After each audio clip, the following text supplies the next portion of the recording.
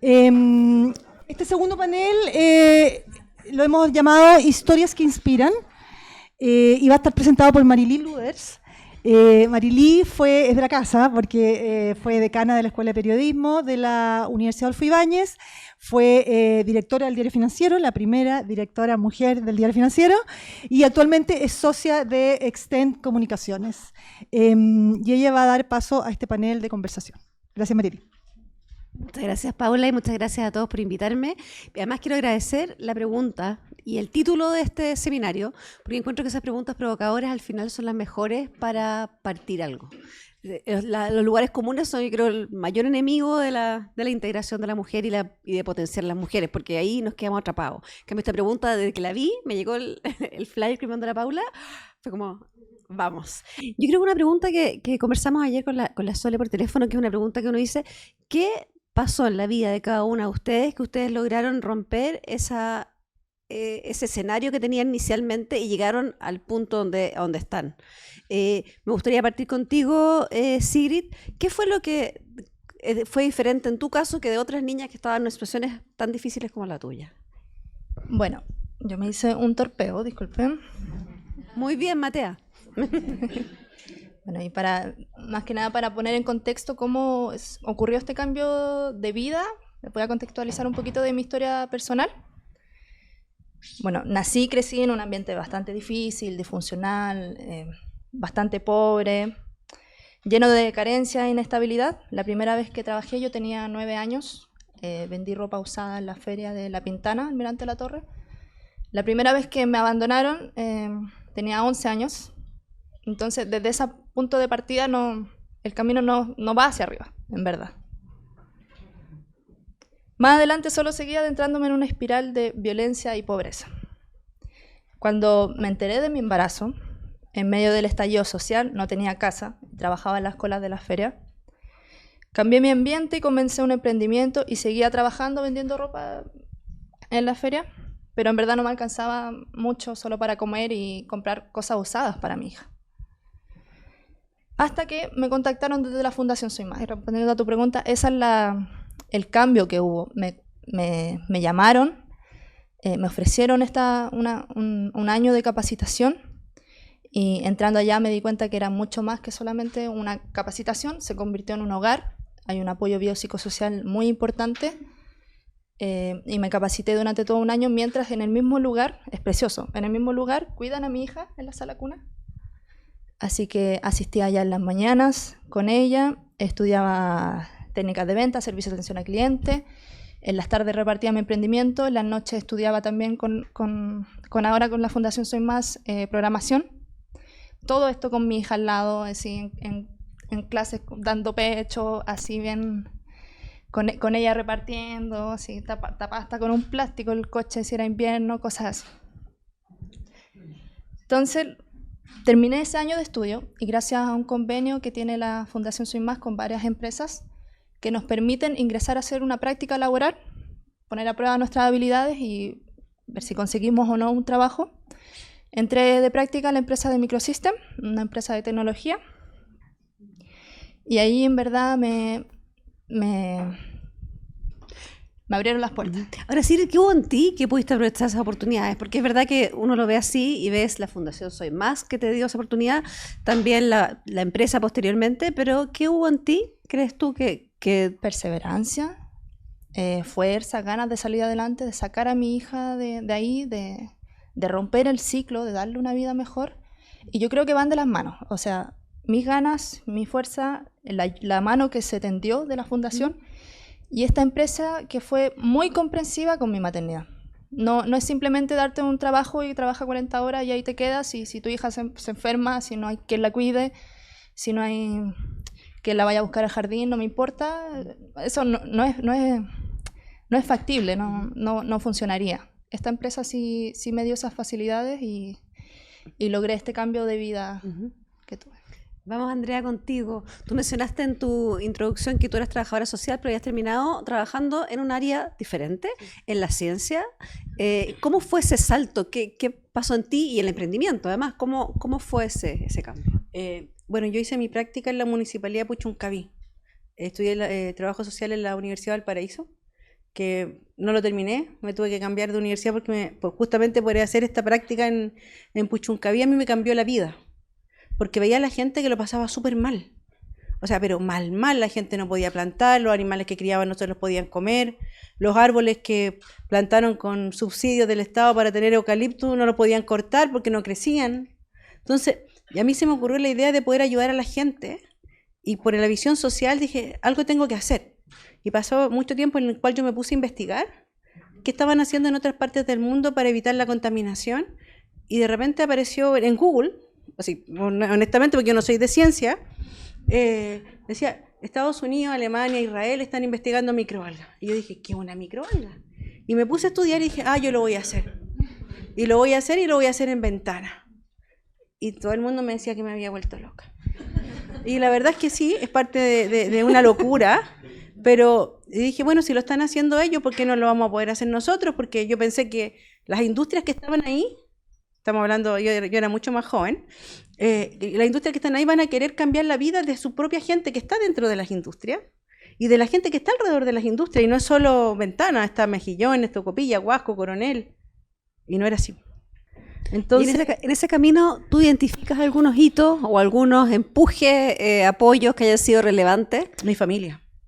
Solamente mi familia y mis amigos, porque nadie me creía. O sea, yo iba a la Corfo y había una persona en Valparaíso que me decía que yo era una locura, que lo que estaba haciendo, inclusive en algún momento me dijo, mira, cuando tú tengas un Ferrari allá afuera, yo te voy a creer que esto es un negocio. Y yo le pregunté, ¿y yo quiero tener un Ferrari?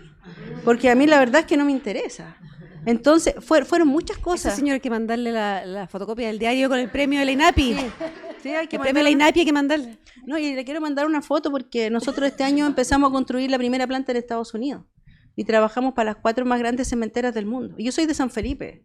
O sea, de San Felipe estudié en una universidad pública en Viña, después me tuve que venir a terminar la carrera a la Santo Tomás para poder salir, y nadie me creía. O sea, convencer a la gente de hacerlo. Mira, yo llegué a Eisgener, llegué a Codelco primero, ni una posibilidad, porque tenía que tener una boleta de garantía de como 900 millones de pesos en ese momento para poder entrar. Ferrari, po. El Ferrari. Eran como 10 Ferrari. Entonces, después llegué a AES, y en AES me dijeron, mira, es que en realidad nosotros no contaminamos. Entonces, no contaminamos, pero podríamos evaluar hacer esto, pero nosotros no tenemos plata para innovación. Entonces me demoré 3 años en juntar la plata para poner la primera planta piloto en Ventana, que me permitió hacer las patentes en 38 países, y después de mucho tiempo nos ganamos un contrato en Colombia. O sea, no fue el primer contrato que nos pagaron, no fue en Chile, fue en Colombia. Y trabajamos en una empresa cementera que se llama Cementos Argos en Cartagena de India. Yo por si acaso no elegí el lugar que fuera en Cartagena de India, fueron ellos. Y trabajamos en Cartagena de India, y el año pasado nos ganamos el concurso a la innovación de la industria del cemento mundial.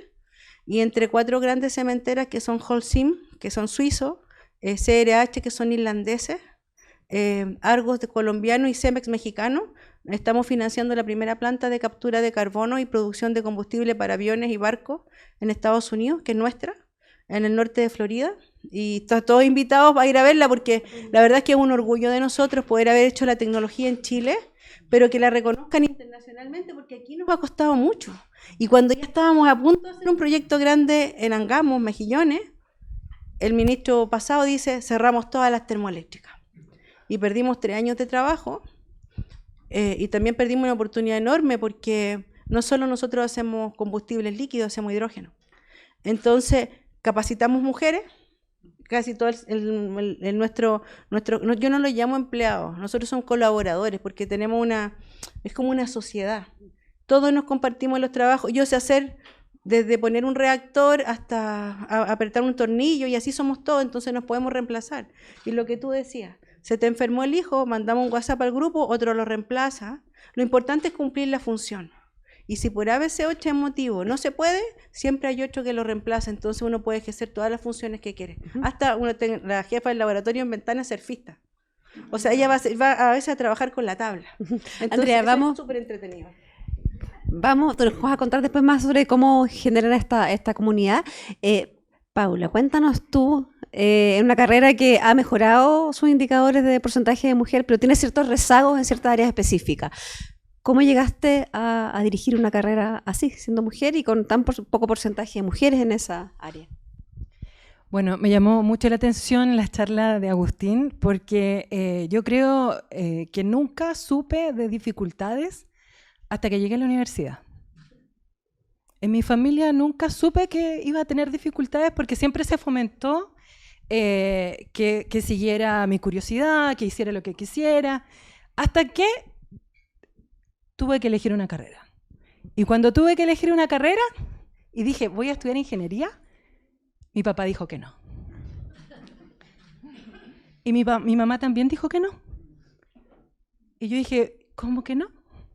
Pero si me han fomentado todos estos años. Yo salí súper chica del colegio, tenía 16, y mi mamá me dijo, te van a destruir. Y yo dije, ¿y qué? ¿Me pararé? Pero yo no había caído en un detalle. Mi mamá también estudió ingeniería. Y no terminó. Pero yo en ese momento no lo vi. Y su hermana también estudió ingeniería civil y tampoco terminó. Ambas se embarazaron y dejaron de estudiar. Eso en la década del 70, ¿sí? Bueno, culpable, obvio, ¿sí? Aquí estoy. Entonces, querían evitarme eso. Pero ya había pasado un par de décadas, entonces ya era posible tener más control de la situación. Y yo dije, voy a entrar igual. Y mi papá me dijo, no te voy a pagar. Y yo le dije, no importa, pido crédito. Y entré a la USACH. Además, ¿sí? Y entonces ahí claramente éramos 7 mujeres, 120 estudiantes en total. Y yo estudié minería. Yo dije, quiero ser minera. Además, no podían entrar a las minas. Y el primer año, en introducción a la minería, el profesor, director del departamento, me dice, qué bueno que estén acá, pero tienen que hacer investigación porque las mujeres no entran a las minas. Y yo me acordé de mi mamá cuando me dijo, ¿te van a destruir? Y yo dije, bueno, yo voy a elegir otra, pero otra ingeniería. Y me fui a metalurgia. En metalurgia tuve la gran suerte de tener a mi padrastro. Mi padrastro es metalurgista.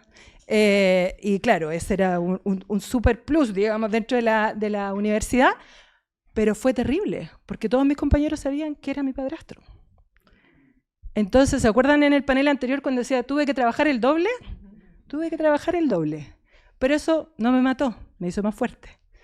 Seguía con dudas cuando terminé ingeniería. Yo dije, pero ¿cómo la ingeniería no puede ayudar? Y solamente contaminamos, pero imagínate un metalurgista, puchuncaví, ventanas, ¿sí? Ese trabajo de los metalurgistas. Pero yo era metalurgista diferente, yo quería hacer el cambio. Y me dijeron, no, olvídate, naciste 10 años antes, 20 años antes, 50 años antes me llegaron a decir. Y dije, no, yo me voy a doctorar y voy a buscar soluciones. Me doctoré buscando soluciones, después me dijeron, no, te doctoraste en Chile, no, qué fome. Dije, bueno, me voy a ir a postdoctorar afuera. Me fui a postdoctorar afuera y de ahí me llamaron de una universidad ubicada en Valparaíso. No, la Católica de Valparaíso. Y me dijeron, no, yo vente a trabajar acá, en física, súper bien, perfecto, había un ambiente súper bueno. Y de repente me dicen, oye, hay un problema en la escuela de mecánica, te necesitamos ahí. Pero mi jefe, que era el vicerrector en ese entonces, me dijo, uy, muy difícil. Y yo le digo, ¿pero por qué? Y me dice, porque esa escuela tiene 80 años y nunca han tenido una profesora. Y yo dije, me acordé de nuevo de mi mamá. Y dije, ¿me van a destruir? No, voy a ir. Y fui. Y resulta que me tuvieron a prueba un año. Fue muy gracioso, porque yo trabajaba en el Instituto de Física, pero yo no sabía que estaba a prueba. Y al año me dice, oye, estamos tan felices con tu trabajo, me dice que nos encantaría que tú trabajaras acá. Y yo dije, hace un año que trabajo aquí. Pero para ello yo no trabajaba. Y yo dije, perfecto, listo, voy a trabajar acá. Y me dice, vamos a resolver. Vamos a resolver un problema que tenemos, sí, porque no tenemos baño para mujeres en este lugar. Entonces, bueno, esa fue una anécdota muy interesante. Después, cuando yo renuncié y me vine al Adolfo Ibáñez, supe que yo ganaba el 20% menos que mi colega y que trabajaba quizás el 50% extra, ¿no? Porque además me hicieron me dieron el honor de dirigir investigación en la Católica del Paraíso de todas las facultades. Porque mi curiosidad siempre fue muy grande, entonces destacaba por ser muy curiosa, y me dijeron, vente acá a investigación y toma estas 9 facultades, incluida teología, para que vengas a satisfacer tus curiosidades sobre el universo. Entonces fue una tremenda oportunidad donde pude conocer muchas cosas, y de hecho, estando ahí, surgió la posibilidad de trabajar en la Adolfo Ibáñez. Y cuando me vine a la Adolfo Ibáñez, descubrí que había una visión diferente, porque acá se quería crear la investigación. En la Adolfo Ibáñez, la otra era más antigua. No les conté que además de la primera mujer en mecánica, fui la primera directora de investigación en la Católica. Aquí fue diferente porque el desafío era crearla, ¿no? Y eso fue súper interesante porque aquí se reconocía el problema del género. Yo no lo había identificado como un problema, ¿sí? Para mí era supervivencia. Entonces fue así como, claro que es un problema. Así que cuando me ofrecieron la carrera más masculinizante de la facultad, yo dije, ¿qué me va a hacer?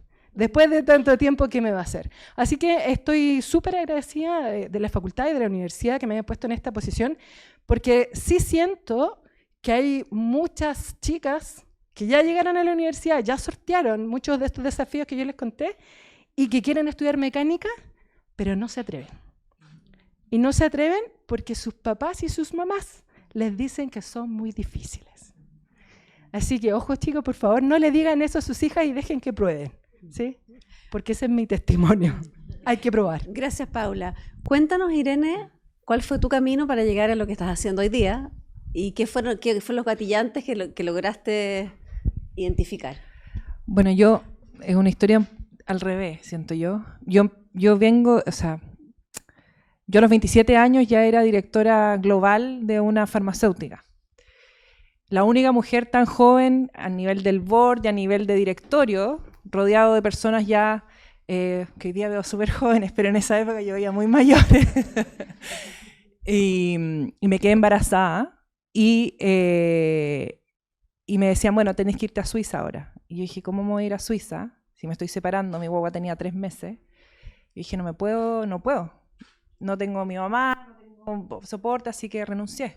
Y me quedé sin pega, con una guagua chica, recién separada, con el corazón destruido, y fue una lección de humildad.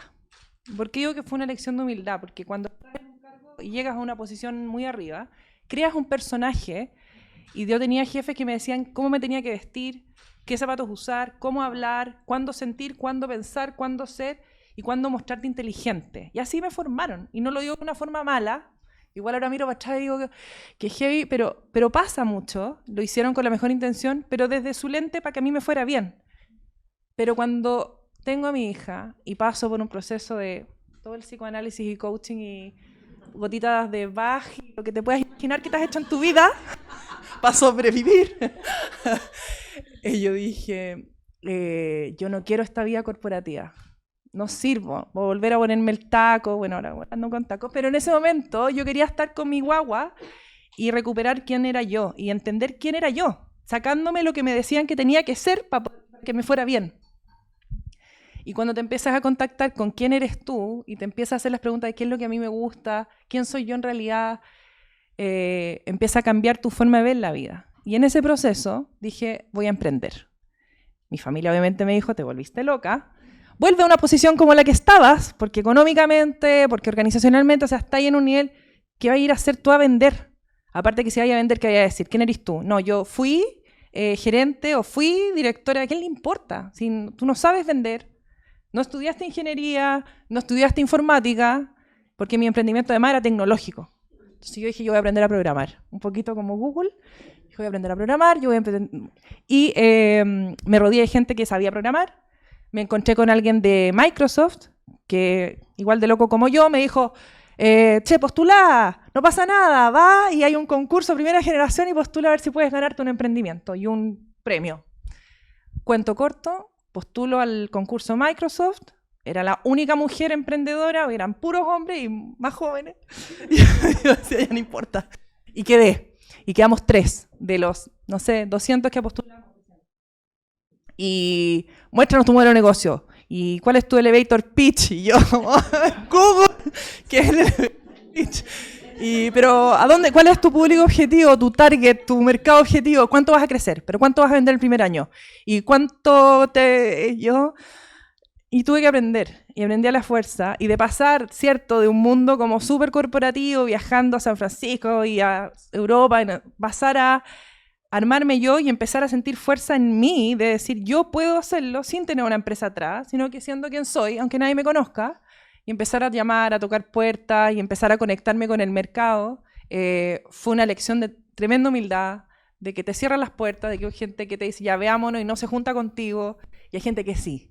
Y me quedo con los que sí te abren la puerta, los que sí te contestan, los que sí se juntan contigo hasta el día de hoy, los adoro. Con otros emprendedores que también están aquí, que me he encontrado, el respeto por el emprendimiento, por el atreverte a hacer tú y sacar y hacer y formar algo tú. Y mi emprendimiento le llamaron el Tinder laboral, porque le buscaba era ser tú mismo. Sé tú mismo en tu lugar de trabajo y encuentra la empresa para ti siendo quien eres tú. Se llamaba The Bonding, porque efectivamente era un match. Vendí el emprendimiento a una multinacional y Codelco me encontró tan exótica que me llama un gran ejecutivo de Codelco y me dice, ¿sabes qué? Tu perfil es bien raro, eres como bien disruptiva. No sabían dónde ubicarme en realidad, pero les parecía atractiva de alguna manera de lo que había hecho y me pusieron de directora corporativa de diversidad e inclusión en Codelco. Comprenderán que yo de eso no sabía mucho. Había visto los temas, estaba recién el tema la mujer, pero hacerte cargo de una corporación de 10.000 empleados más 15.000 contratistas, con 7 divisiones, con una participación femenina del 7% en ese momento, no era menor. Y voy a dejarlo hasta ahí, pero después sigue. Hoy día estoy en BHP, pero no quiero quitar tiempo.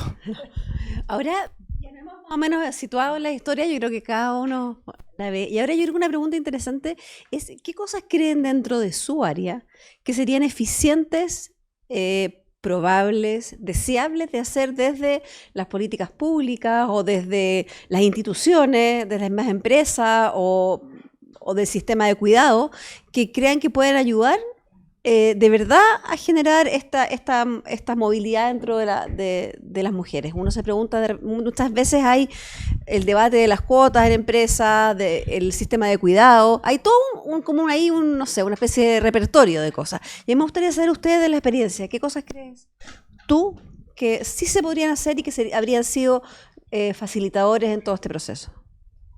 Yo puedo efectivamente comentar sobre mi experiencia en Microsystem, en donde ellos sí me han dado esta facilidad para hacer mi vida laboral compatible con la maternidad. Yo trabajo desde casa, tengo esta flexibilidad horaria, tengo estos permisos sin trabas para ir a buscar a mi hija al jardín, para llevarla al médico, cosas así, respaldados por anexos legales a mi contrato. Eso yo creo que o sea, el teletrabajo, pero ahí hay un debate importante, no sé si a ustedes les ha tocado ver, que dentro de la posibilidad de tener un teletrabajo para las mujeres también es una doble jornada. Entonces uno se pregunta en el fondo, no sé cuál es tu opinión, si tiene una ventaja estar en la casa, pero al final del día uno hace las dos cosas. Sí, bueno, en mi opinión es mi única opción, ya que mi única red de apoyo es el jardín y no hay ninguna otra persona, o sea, no mi mamá, no familia. Entonces, en mi opinión, es mi única opción, la cual me vino muy bien y creo que he sabido manejarla bastante bien. Mira, cuéntanos, Andrea, ¿qué cosas crees tú que habrían el tema de emprendimiento probablemente hubieran? Yo creo que aquí son muchas cosas que son estructurales. O sea, es estructural porque, por ejemplo, yo llegaba a una fundición, a una refinería de petróleo, a varias puertas, y yo primero era mujer. Segundo, trabajadora social. O sea, ¿qué hacía ahí? ¿Qué hacía ahí cuando, por ejemplo, en la termoeléctrica donde yo estoy en Ventana, antes no había ni ingeniera? Entonces, la mujer era la señora que hacían el aseo y la secretaria. Ahora, son temas medio culturales, o sea, hay algo muy cultural, pero hay cosas que podrían romper esa cultura, ¿tú crees? Yo creo que hemos avanzado mucho. Yo trabajo hoy día en temas de emprendimiento de género en 27 países, porque participo en una fundación. ¿Emprendimiento de género? ¿Nos puedes definir un poco cuál es? Mujeres que se atreven a desarrollar emprendimiento. Y nosotros nos dedicamos en We Americas Foundation a promover que mujeres saquen esa curiosidad que tienen dentro y se atrevan a hacer negocio.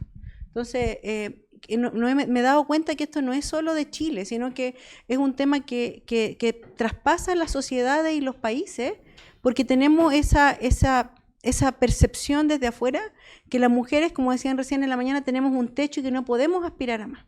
A mí una de las cosas que me sigue complicando mucho en Latinoamérica es que las mujeres, por ejemplo, que tú pudieras llegar a un directorio de una gran corporación multinacional, por ejemplo. Porque hay un caso de una empresa estatal que ustedes todos saben que una mujer es presidenta de 2 empresas estatales.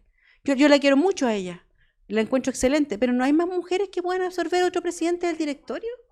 ¿Cómo hacemos que esto sea transversal? Porque, por ejemplo, si yo creo mi emprendimiento, yo puedo ser presidente de mi compañía, pero yo puedo llegar a ser presidente de Coca-Cola en Chile si no nací en Las Condes, Vitacura, en Reñaca o en algunos de los barrios acomodados, estudié en un colegio de los pagados privados caros, o no soy multilingüe. Entonces yo creo que hay tanta, no solo la diversidad pasa por el género, por la condición sexual, por la edad, sino que también la diversidad pasa por un tema social. ¿Cómo nosotros logramos romper ese esquema donde la gente por sus capacidades puede llegar a soñar en grande? ¿Cómo hacemos que ese niño de un colegio en, no sé, en San Pedro de Atacama, en Socaire, en la cordillera, que parten tomando a los 6 años, ojo, a los niños son alcohólicos a los 11 años, en Socaire, y no sale en ninguna revista de la televisión, puede llegar a ser el presidente Codelco? Entonces, sin participar en un partido político, sin ser amigo del presidente. Ahí está todo el tema de educación, entonces. Ven un tema de educación, pero de educación y también de apertura mental. ¿Cómo nosotros podemos recibir a personas que no están en nuestro perfil social cercano y le abrimos las puertas para que puedan crecer? Yo creo que ese es un tema importante. Paula, en la academia hay un tremendo debate afuera con las medidas positivas en investigación, en docencia, incluso en las listas de lecturas que hay. ¿Cuáles crees tú que serían eficientes maneras de lograr una presencia más fuerte? Mira, yo hace tiempo que estaba trabajando, según yo, bien, en ir a colegio, ¿no? Y dar charlas y estimular a los estudiantes. Hay un programa muy bueno que se llama Explora, que hace que las personas que estamos en la universidad tengamos que estar por lo menos una semana, un mes en los colegios, pero yo me di cuenta que era tarde. Algunos, por ejemplo, cuarto medio es tarde, tercero medio tarde, segundo tarde. Voy en cuarto básico. Estoy en cuarto básico y creo que bien, ¿sí? Pero es importante, pero la educación antes de que comiencen los sesgos, ¿sí? Entonces, cuarto básico, por lo menos hasta ahora a mí me ha dado esa tranquilidad, porque a veces llegamos tarde. Y a hombres y a mujeres, ¿no? Por supuesto, no solo mujeres, tienen que ser hombres y mujeres, ¿sí? Y sobre todo porque a esa edad no tienes que darle la palabra a las niñas. Las niñas se levantan solas, si no son escuchadas, empujan al compañero, ¿sí? Y eso en segundo medio no pasa. En segundo medio tú le tienes que dar la palabra a las mujeres a ver si van, porque tienen mucho temor al rechazo, pero en cuarto no. Entonces eso sí ha sido, por lo menos en mi historia de descubrimiento. Quizás llegue más abajo, pero por lo menos en cuarto estoy bien.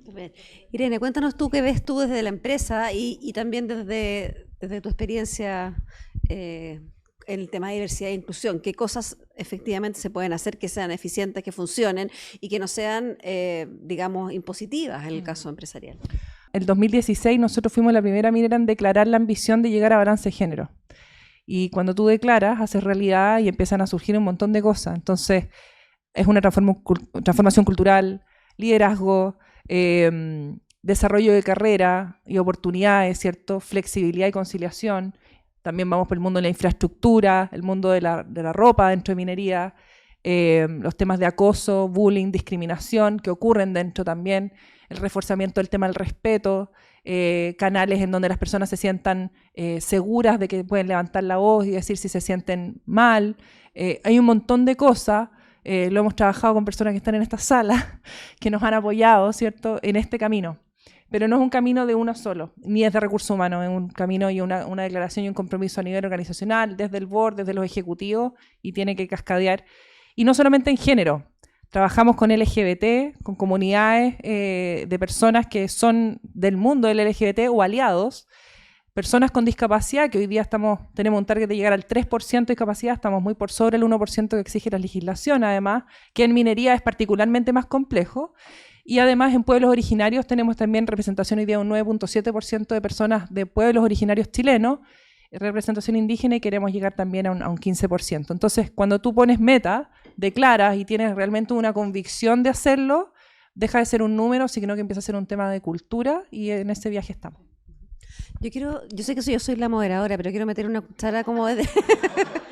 Me siento en la casa, así que patudamente. Lo que pasa es que en periodismo también está pasando un fenómeno súper interesante con el tema de la lectoría de mujeres. A nivel mundial, las mujeres son menos propensas a suscribir, o sea, a los medios, y son menos propensas a leer noticias de coyuntura política y económica. Y eso, a la larga, te trae una cierta, digamos, desventaja al minuto de entrar a ciertos cargos políticos, públicos, empresariales. Y la pregunta es, ¿qué está pasando ahí? ¿Por qué pasa eso? Y Llorenti Cuenca acaba de hacer un estudio que yo lo encuentro, o sea, me dan ganas de que ojalá se pueda publicar en la calle, pero que dice, bueno, que las mujeres somos muy poco fuentes en los medios, y lo pone por número, lo hizo para todo el mundo, además, incluyendo Chile, pero una cosa muy interesante es que las mujeres no nos ponen los nombres. O sea, se habla de la ministra de Defensa, pero se habla del ministro Marcel. Y entonces ahí, en caso de periodismo, por ejemplo, una de las cosas que sí se pueden hacer es empezar no corregir estos sesgos con respecto a decir, ya, voy a ponerme una tremenda meta en fuentes, porque efectivamente, si tú quieres entrevistar a empresarios de cierto sector, te vas a encontrar con un choque real. Pero una cosa que sí se puede hacer, y que yo creo que los medios están tomando conciencia, es ponerle el nombre a las mujeres. Y es una cuestión que uno dice, súper obvio. Pero no es tan obvio, o sea, cuando lo pidieron, las mujeres no tenemos nombre, somos la gerenta de algo, de una empresa, pero el hombre tiene nombre y apellido. Entonces ahí como, de repente, yo quería también meter mi cuchara. Y tengo una última pregunta. Una cosa que a mí me duele siempre en los paneles de mujeres es que da la impresión que nos eligieron porque llegamos a algún lado, porque logramos algo. En cambio, a los hombres les preguntan sobre sus planes. Y a mí me gustaría preguntarles cuáles son sus planes y qué es lo que ustedes están viendo ahora como desafíos en cada uno de sus ámbitos.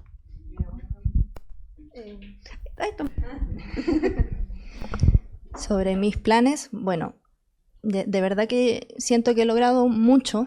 Tuve un cambio de vida, quizás para los demás no sea mucho, pero independizarme con mi hija, salir de un ambiente totalmente violento y dañino, fue un gran cambio.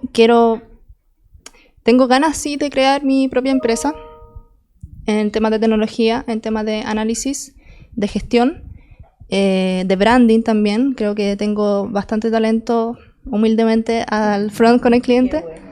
Así que en un futuro, así, no sé qué tan futuro, pero sí, yo creo que para allá va. Aparte de tener mi casa propia, que aún no tengo, de un autito para llevar a mi chica al jardín, cosas así. Mira, yo creo que, bueno, primero, ustedes se van a reír de esto, pero una de las cosas que más me cuesta hoy día a mí con las empresas es que tengan baño para mujeres. Como trabajo en cementera, la gente, o sea, por ejemplo, en este momento nos tuvimos que construir un baño en Estados Unidos. Ojo, estamos hablando de país desarrollado, miles de millones de dólares, no hay baño para mujeres. Entonces, para ir al baño hay que caminar como 3 kilómetros. Entonces, tuvimos que construir un baño y ya son cosas tan básicas. Son cosas tan básicas que uno no las ve hasta que llega adentro. Entonces yo creo que hay que empezar a mirar desde afuera y que la gerente de recursos humanos, sin desmerecer, porque yo tengo muchas colegas que son gerentes de recursos humanos, también puede ser la vicepresidenta corporativo. ¿Por qué siempre los cargos de recursos humanos van a mujeres? Entonces hay que empezar a mirar un poquito la estructura y empezar a generar el cambio y hacerlo visible. Porque si no lo hacemos visible, va a quedar como en la historia. Y yo me quiero tomar un segundo. Yo te quería comentar algo. Que yo he ido a colegios donde los mismos profesores le dicen a los niños, oye, pero ¿para qué van a estudiar tanto si van a llegar hasta ahí nomás? Entonces, te lo juro. Entonces, yo creo que ese trabajo parte de recién, no me acuerdo quién me dijo que había estudiado en el pedagógico, que tú hablaste de Humberto Maturana, que es un genio. Yo lo seguí, cuando estaba en la universidad iba a todas las charlas. Yo creo que hay que buscar un poquito más adentro, porque para cambiar la estructura, no solo falta por cambiar la familia y ciertas cosas, porque hay mucha gente que ahora apoya a sus hijos a crear, a soñar. Pero si la estructura se encuentra con el profesor de castellano, no voy a dar un nombre, que decía, oye, pero ¿para qué van a estudiar tanto si ustedes van a ser siempre del montón? Porque la estructura de Chile no los va a dejar crecer. Entonces, nosotros tenemos que hacer un cambio en el origen y en el chip. Y ese chip hay que hacerlo visible, para que mucha gente se pueda atrever. Tú tienes que atreverte, porque tienes todas las capacidades, porque naciste, ¿no? Solamente porque estás respirando.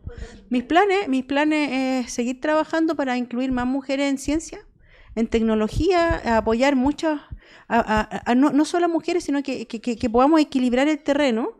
Recién hablábamos de las mentorías. Yo creo que la mentoría es interesante, pero también hay que dar las herramientas y hacer los contactos. Por ejemplo, decirte a ti, yo tengo un amigo que es el vicepresidente de HP a nivel global. Entonces, ese amigo yo te lo puedo presentar y quizás te pueda apoyar en un programa de equidad.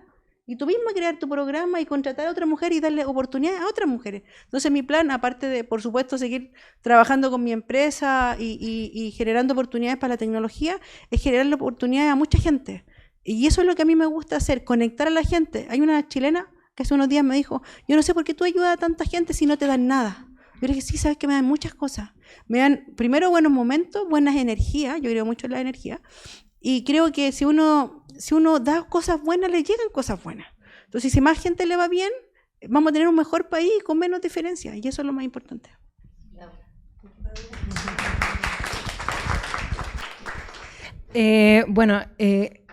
Yo había en algún momento planeado dedicarme un poco más a lo que siempre me ha gustado y irme a una cueva muy lejana y estar súper tranquila. Pero la facultad decidió otra cosa. Y cuando me pusieron en esta dirección, fue como una reactivación. Fue así como, no te puedo ir a la cueva, ándate, pero un par de días a la semana, vuelve. Porque se necesita mucho. O sea, yo les dije en un principio, yo tengo un 7% de estudiantes mujeres. Y tengo un indicador en mi mente. Y no puede ser que cuando yo estudiara el 5 y ahora es el 7. Sí, pasaron más de 20 años, no voy a decir cuántos, pero harto más de 20. Y sí, o sea, mi misión es precisamente, y está en mis planes, hacer que más mujeres estudien ingeniería, y por eso voy a seguir explorando dentro de la facultad y fuera de la facultad para que tomen las oportunidades que mi colega les va a dar. Así que voy a estar más en esa parte, enfocada más en los más chicos. Yo quiero, en temas de los niños, yo tengo una hija que tiene una discapacidad, pero es una discapacidad invisible, no es una discapacidad tan clara. Entonces, yo sé que algunos de los que están acá sentados tienen algún sobrino o hijo o hija con algo, porque existe mucho y se habla poco. Y yo siento que, no sé si conocen a María Paz Blanco, que es exalumna también de la universidad, está con su hijo en Miami, que tiene una discapacidad, y mi hija la cambié de colegio recién y hoy día floreció. Cuando los médicos, un fotoaudiólogo me decían, olvídate, cuando tenía 2 años, así como olvídate, ella no va a poder hablar, ella no va a poder escribir, y la Colo hoy día habla, escribe, y está feliz, tiene amigos. Obvio que hay cosas que le cuestan, pero ¿cómo hago para que tantas personas que tienen hijos y hijas que tienen estas dificultades, que el día de mañana, no solamente que encuentren un colegio en donde puedan estar bien y florezcan, sino que después en el mundo laboral que encuentren también un espacio en donde poder desarrollarse? Ese es mi plan. Bueno, por la hora, yo me quedaría conversando, me encuentro son increíbles estas 4 mujeres. Les quiero agradecer. Ya están haciendo contactos, ¿ven? Así que para que esto florezca, lo dejamos hasta acá. Les agradezco mucho habernos escuchado y mucho a mis 4 copanelistas por los excelentes testimonios. Les felicito.